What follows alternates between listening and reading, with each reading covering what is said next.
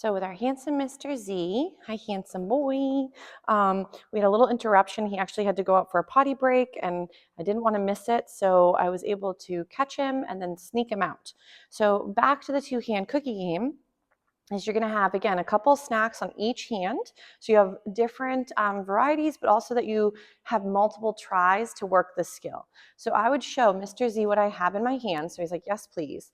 And when he goes and gives me eye contact, I would go, yes, and give him a snack from one of the hands. Yes.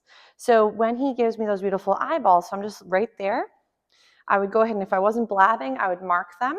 But don't worry, if you don't always get the chance to go yes as he watches you, you can simply feed nice for those great moments. Because what this teaches your puppy is no matter what the hands are up to, so notice how he's checking right there, is he's maybe thinking if I go and check in with the hand, nice, he might get the paycheck. But when he does get the paycheck, it's for the eyes on me.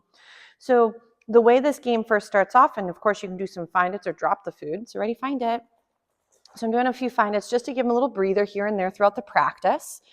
So with the two-hand cookie game, when your hands are out, you're looking for your babe to find your eyes on their own and then feed for that moment.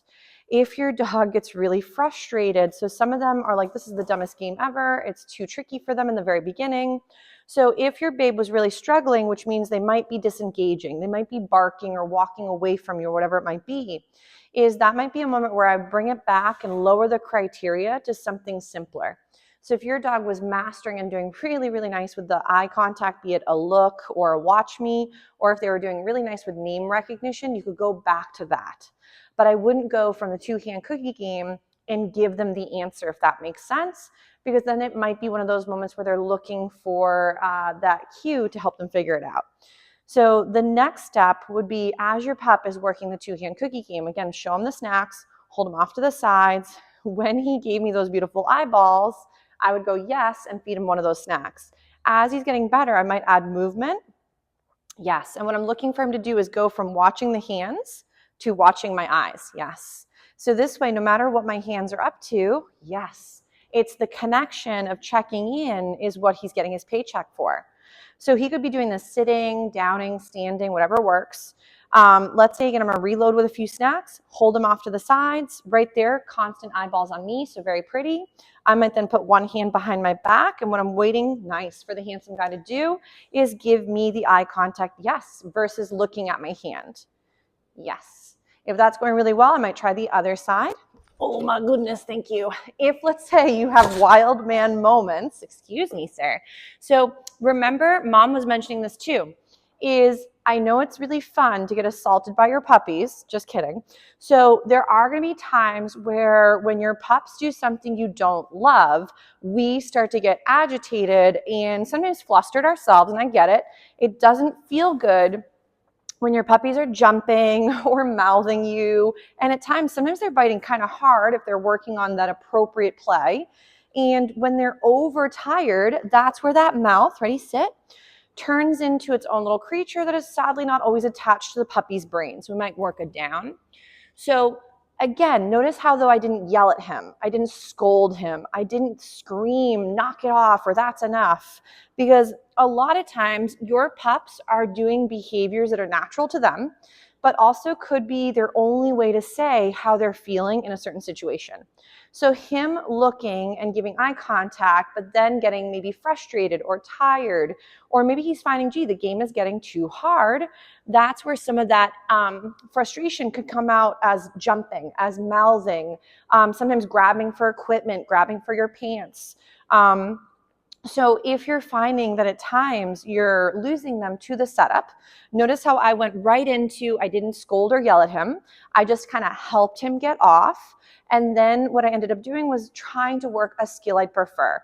So he's really good about sometimes rebooting and going into this little sort of settle. But at times, if you can't get to this because he's too far gone, don't keep trying when he might be way past his ability.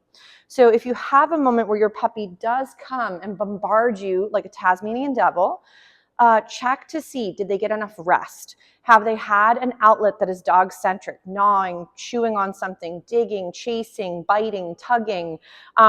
Because if they haven't had their needs met, a lot of times what we consider dog behaviors that are bad dog behaviors tend to be normal responses, but then exaggerated. So if we are finding he's again giving you a hard time, he's most likely having a hard time, and that's where we want to help him, not scold him.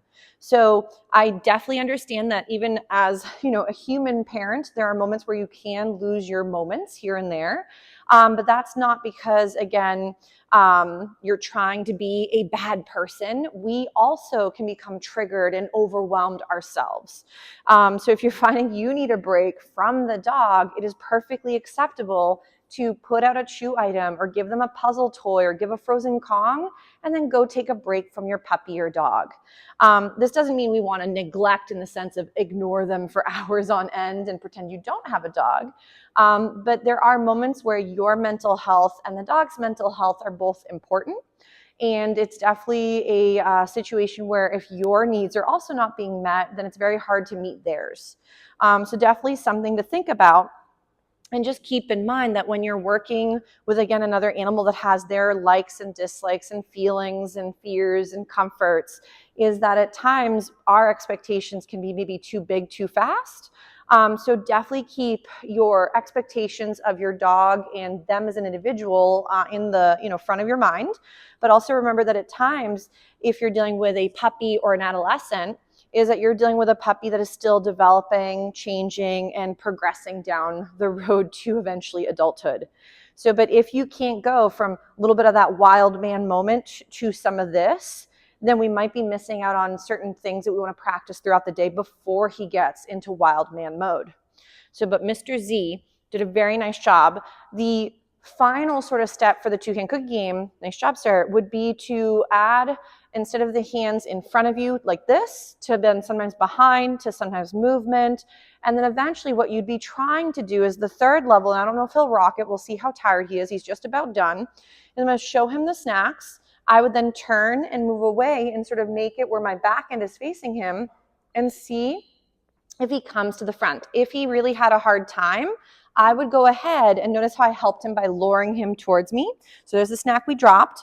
So I'm going to again stand and I'm facing away from him, and I want to see if he will come to the front of my face right there, yes, and feed for that lovely response where he came to find my face, if that makes sense.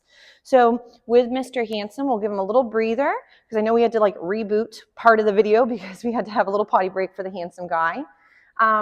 But remember that if he is really struggling and not really being the greatest guy to hang around with sometimes, just make sure that he's still getting a good chunk of rest, because in his age group, still at least 18 hours of sleep, if possible, a day.